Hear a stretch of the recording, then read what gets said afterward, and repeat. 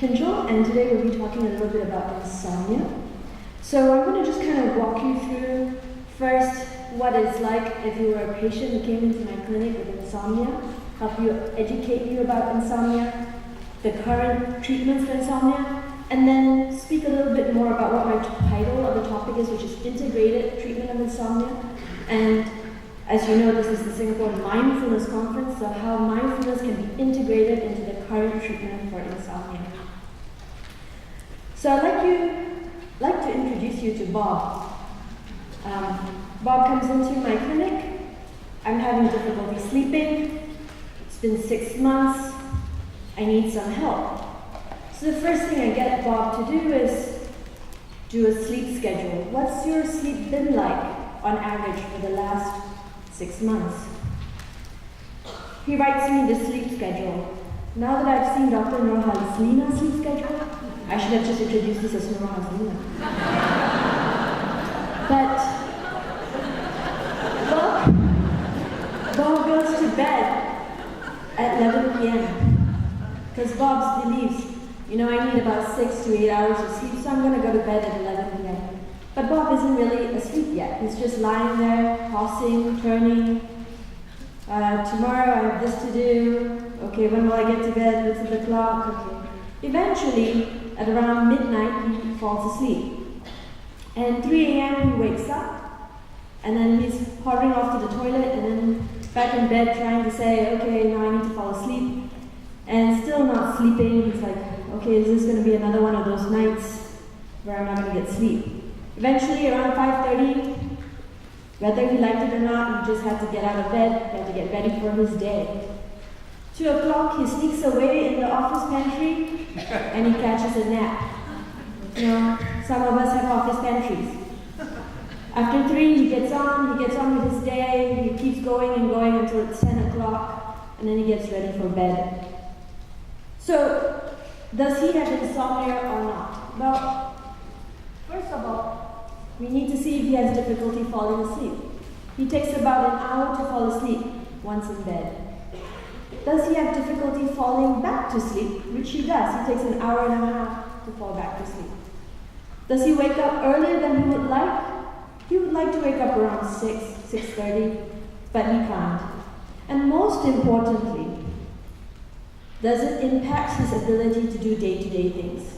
He's reporting that his mind is just in a brain fog, he can't focus, he's getting irritable because people are just annoying him, and all he really wants is to just get some sleep. So we would say Bob has insomnia. So now that I am confident to some extent that this is an individual who has insomnia, we usually start with a bit of psychoeducation. So let me acquaint you with what we talk about. First thing we get Bob to understand is that there are 3 things to think about with insomnia. Bob describes himself as a worrier. And this is what we call a predisposing characteristic. The idea that you already come in with some characteristics that make you more likely to get insomnia. Now, Dr. Hazlina, she had a bad night, but I'm not going to say in 6 months she wouldn't be in my clinic, right? We all had one night that's not good. Even I didn't sleep for the last 2 nights. I've been up at 4:30, But I'm not going to say I have insomnia.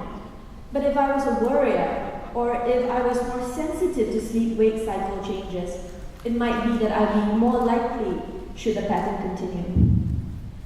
Bob also told me that 6 months ago, he was promoted from technician to manager.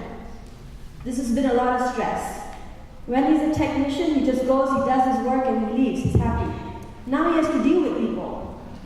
People can be difficult to deal with. He doesn't want to deal with people, he just wants to do his job, and this has been really stressful. Right? And over time, he's found that, okay, I'm not sleeping today. Maybe if I sleep a little bit longer, I should not say sleep. Maybe if I stay in bed longer, it would help because eventually I'll fall asleep. Or I'll nap. Or I'll take more coffee tomorrow. So he starts to engage in behaviors which he thinks will help him overcome the difficulties that his insomnia has brought upon. And this is what we call the perpetuating factors. So I want you to be really clear that at the predisposition, at the point of when the event occurred, he does not have insomnia yet. So it's not really about predisposition. At precipitation, the event has come, it's been 3 months, he has learned that he's a manager and he has to manage with the work of a manager. But it's really chronic insomnia, which is when you start having sleep difficulties and it's 6 months or longer. It's really about the perpetuating factors, the way you think about it, the behaviors that you have adapted to try and manage it.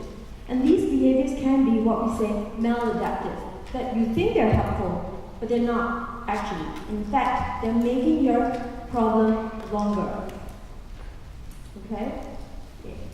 So, another thing that I want to bring up is that there's a difference between being sleepy and being fatigued. Okay? So sleepy is the inability to just remain fully alert or awake. Has there been a point in time where you're sitting in a lecture and you just can't keep your eyes open? Anyone? Here? To your partner? So, but how do we measure sleepiness? Sleepiness is really if you're tired and the moment you're inactive or maybe you're bored, you find yourself falling asleep really easily. It's like your eyes are really heavy, you can't keep them open. Okay? Now, what's fatigue? Fatigue is a subjective lack of physical or mental energy. And this is when you just feel really tired. You like just can't move any further. You just want to sit down and not do anything. But you can't fall asleep. So this is what we talk about being tired but wired. Right? You're fatigued because your system's still all on go. It's just that your body can't respond to that. And it's really important to talk about people with insomnia because very often, due to their difficulty sleeping and due to the state of arousal that they are in with respect to not being able to sleep, something I'll talk about a little later, they're actually more wired. And this wiredness is what keeps them having trouble falling asleep at night.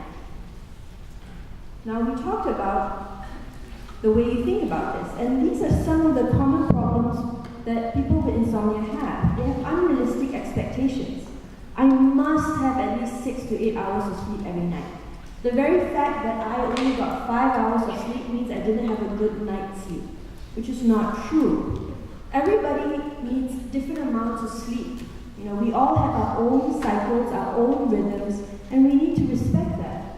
And so, what might be true for your friend next door may not be true for you. We might also have faulty beliefs about the consequences of insomnia, meaning that I didn't get to sleep today, tomorrow I'm going to be really sick.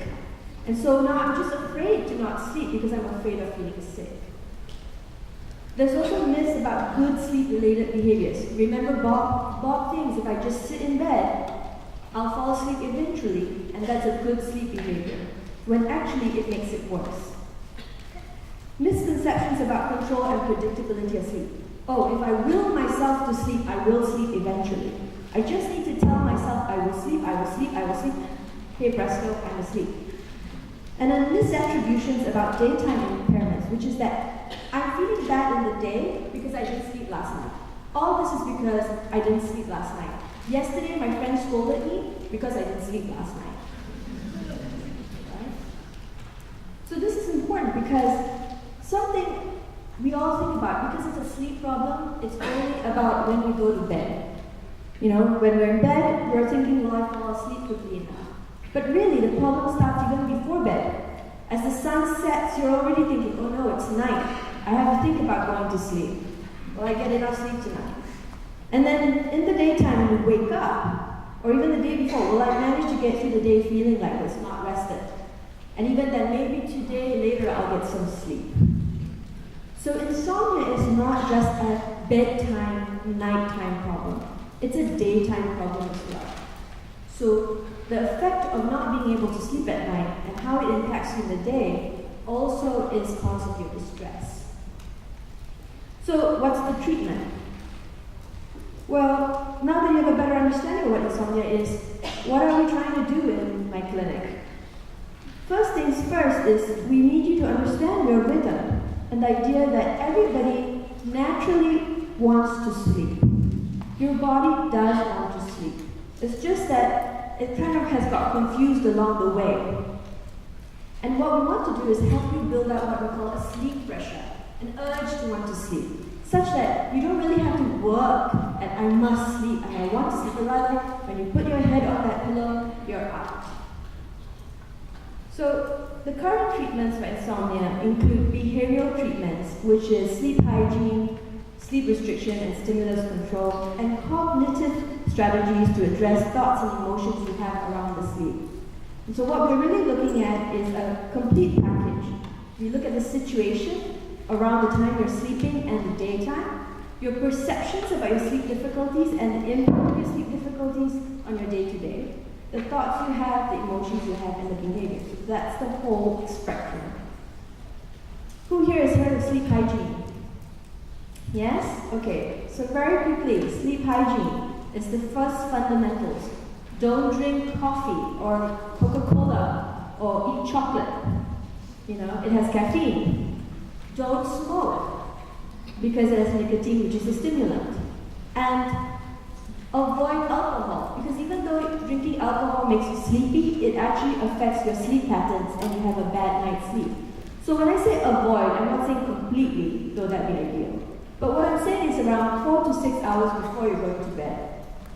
Don't have heavy meals, because that makes it difficult to digest. But don't go to bed hungry, because hunger keeps you awake. A lot of people I know in Singapore are so busy, they wake up, they go to work, that they go to the gym in the evening. Now, as long as you go to the gym and you're going to sleep 4 to 6 hours after the routine, you're fine. But know that when you do rigorous strenuous activity, it actually wakes you up. And so we always advise people with sleep difficulties, do your exercise, do your strenuous activities, do your cardiovascular. Do it in the morning when you wake up, because it will help you wake up. And most importantly, no smartphone, no tablet, no laptop. Okay? Okay? And I hear this. But got blue filter. That's not the point. So while the blue filter goes to the light in your eyes and say, you know, and makes you think you're awake, the activity of doing work right before bed. How many of you suddenly get the 11 p.m. email? You know, and you're like, who is this person working at 11 p.m.? So it gets you all heightened up. Your cortisol level increases, you're all alert again, right? So you want to avoid work. So instead we encourage what we call a pre-sleep routine. A routine where 1 hour before you're planning to go to bed, relax. Put away the smartphone. Okay, some people say Candy Crush is relaxing. I encourage you, put away the smartphone. You can watch TV, just don't watch the news. And then, right? And then you could do like listen to music. You know, I recommend a nice warm shower. And if you have to do exercises, maybe some light stretching exercises, right? To help your body relax. And this is all to sort of get your mind to condition that you're going to sleep. So you're sort of programming your body, you know, like Channel 5 programming. 9 p.m. it's time to prepare your mind and body to sleep. Okay. So speaking of programming, we need to also reprogram your body to understand bed is sleep, and sleep is bed. Hence, no tablet and phone and laptop in bed. Okay? That confuses the mind and the body. So, what do? Remember Mr. Bob? We want to ensure that when you are in bed, you are sleeping. The first thing that we need to do to help you get your rhythm in order is to say wake up at a consistent time. A lot of people think it's about the time you go to bed, but it's actually about the time you wake up. That's actually what sets your sleep cycle. And in this case, since Mr. Bob is waking up at 5:30, we'll start there. Okay? He wants to wake up at 6:30, I know. But he's already waking up at 5:30, so we'll start there. The next thing is go to bed when sleepy. So remember earlier I talked about the difference between sleepiness and fatigue. You may feel tired, but you may not be sleepy, and then you should not be in bed. So if you're in bed and within 15 to 20 minutes you're not asleep, to get out of bed. do some of that relaxing activities. And then when you start to feel sleepy again, go back into bed, and hopefully you will be asleep within 15 to 20 minutes. Now, I'll get a lot of complaints about this, but then that falls into sleep restriction. The idea is that we want you to only be in bed when you are asleep. And if you are not asleep, to not be in bed. And remember that belief, I need to sleep 6 to 8 hours, I need to be in bed to sleep.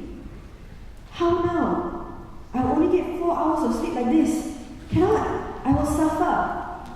And the truth is, yes, you will start with 4 hours of sleep, but you're already only sleeping 4 hours. So essentially, we want to calculate something called sleep efficiency. So if you do the math with me, all the solid lines is when he's sleeping, it's 4 hours. All the times he's actually in bed is 6.5 hours, right? So he's only sleeping in bed 62% of the time.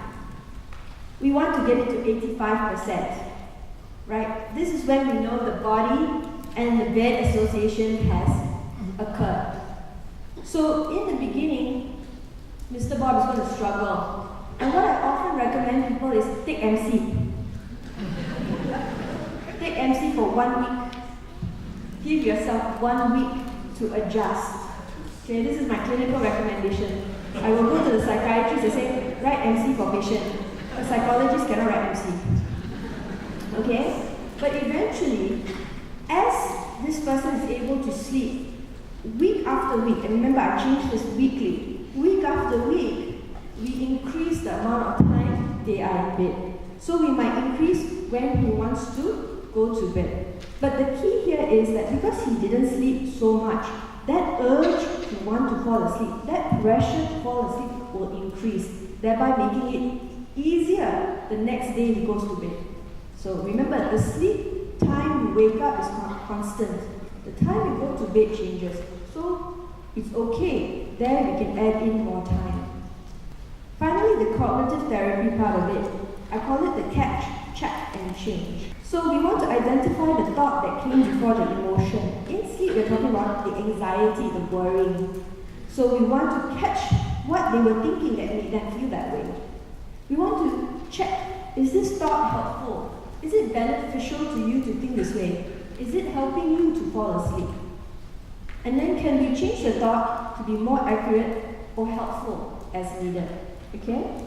So I've given you the building blocks of what is the gold standard for insomnia, which is cognitive behavioral therapy for insomnia. Remember, we're at Singapore Mindfulness Conference, so I have to talk about mindfulness. So this integrated management of insomnia is really attributed to Dr. Jason Ong, who is a behavioral sleep medicine psychologist at Northwestern University. And so I'm going to be presenting his program on its 8 sessions. I want to show that it does involve psychoeducation. So you all know now the model of insomnia, the 3 Ps. You know what it means about the territory of insomnia. It also involves cognitive behavioral therapy. I've overviewed the sleep hygiene, sleep consolidation, stimulus control, and a little bit about thoughts and feelings. So where does mindfulness come in? Well, here are some examples of the mindfulness practices that are incorporated into this program. So how is it incorporated? So Prof. Chua mentioned the attitudes of mindfulness. And so really what we're doing is, by teaching mindfulness practices, we are trying to inculcate the attitudes that develop with mindfulness. And so this includes like beginner's mind, curiosity. A lot of time patients come and they say, I tried sleep hygiene. I tried this, I tried that. You know, how is this going to work? And we have to encourage to be open, be curious. Let's experiment. This is something different. It may not work, but let's try it. Let's keep an open mind. Non-striving. We are in Singapore. Everything is in terms of KPI. It's very hard to talk to Singaporeans about non-striving. Everything needs an outcome. I only 1 minute. Okay, so outcome. But here, what we're trying to say is, let's do these exercises without worrying about what the outcome will be. Let's just experience it as it is and as it's happening. If you don't sleep tonight, that's okay. Maybe tomorrow, that's fine. But we're not doing the activity for its outcome, rather doing the activity and experiencing as it is. When we talk about letting go, so we are letting go of that attachment to the outcome. We are letting go of the attachment to sleep for 8 hours, that release that we have. Non-judging. This is very key, that when you're not sleeping and you start to have thoughts, and we're telling you to let go of it, don't be hard on yourself when you have the thoughts. You will have the thoughts, but you can allow yourself to say, okay, I notice the thoughts, now let me let go of it. Acceptance. This is when I tell people that we need to work with being okay and accepting that we're not having a good night's sleep tonight. Give ourselves permission to not have a good night's sleep tonight. It's okay. Trust your body. Your body was designed to sleep. It knows how to sleep. You don't have to tell your body how to sleep. Okay?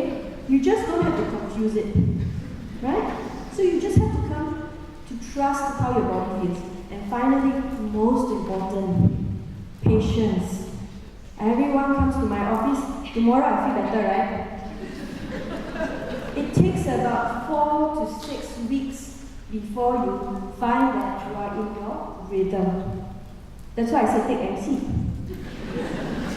I'm going to highlight where mindfulness comes in 3 of these sessions. The first session is the body scan practice. The body scan practice is where you notice different parts of your body at one at a time, just accepting the experience that is there. Why is body scan important for sleep? One is to help you get to appreciate, am I sleepy or am I fatigued? Or am I stressed? Is there something else I need to work with that is getting in the way of my sleep?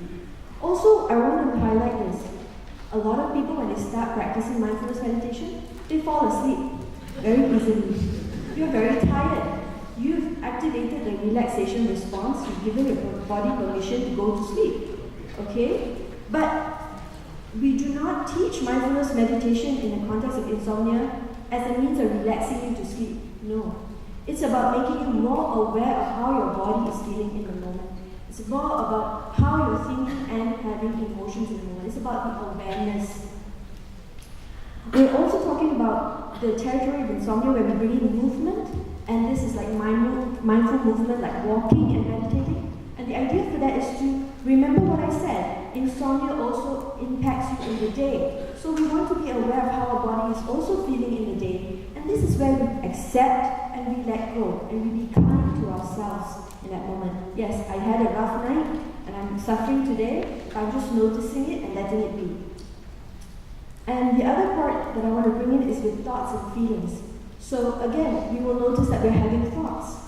And mindfulness allows for us to recognize and be aware of the thoughts we're having as though we are just an observer. And this allows us to choose how we want to respond to the thoughts. So really, mindfulness in respect to sleep or insomnia is about 2 aspects. The first is to bring awareness. Awareness to how my body is feeling, awareness to how I'm thinking, awareness to how I'm emotionally feeling about it. And to help give you that little bit of space so you can choose how to respond in a more helpful manner. So when you engage in that thought like, oh no, I'm not going to sleep, to notice that, oh, I'm having these thoughts, but okay, I accept I'm not sleeping right now in this moment, and I'm going to be okay about it. Yeah? So if you want to know more, this is the book, and it's outlined a bit more in detail. So, primary arousal is really, in that moment, your thoughts and feelings about sleep, and secondary arousals are your thoughts about your thoughts. Okay? And so one idea is that mindfulness helps us in the thoughts about our thoughts.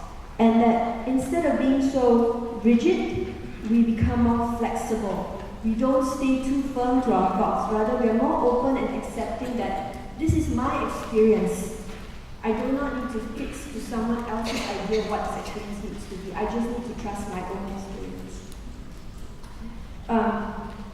Just to give you some data. So Dr. Jason Ong, who did design this, he did some study, and what you'll notice is that total sleep time in bed, it will decrease because remember I introduced stimulus control and sleep restriction, but eventually it increases, which is to say that the time you are in bed, you are actually sleeping, as you can see, because your wake time in bed falls. So now, when you are in bed, you are sleeping. Finally, we look at between MBSR and MBTI. And MBSR, treatment remission, means that in a scale of 0 to 28, I go to 0 to 7, which means I do not have symptoms related to insomnia. They remit, so it's as though they never had the condition.